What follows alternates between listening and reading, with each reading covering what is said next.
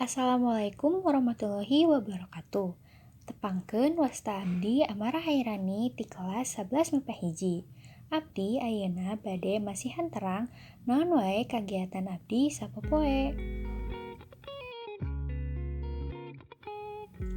Unggal dinten abdi gugah tabuh 5 enjing. Teras abdi natepan.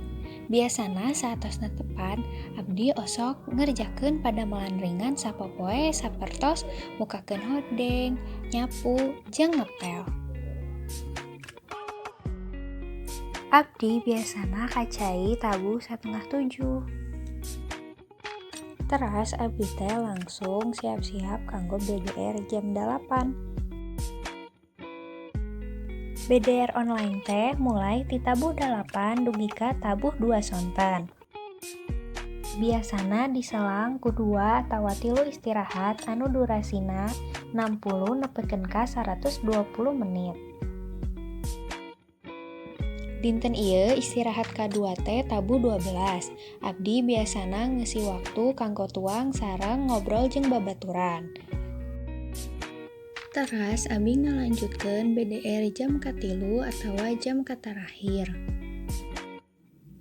Saatos BDR abdi biasana osok main handphone. Kadang ngobrol jeung babaturan atawa ningalian media sosial. Abdi oge resep ngagambar, ngalukis, atawa maca buku.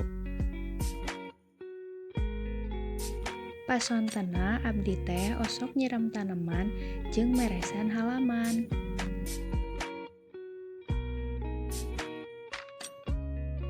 Abdi teh biasana sok ngerjakeun tugas saatos isya. Upami nuju salse jeung teu aya tugas, abdi biasana ngerjakeun aktivitas lain. Sesering nama nyaho handphone. Saatos eta bobo.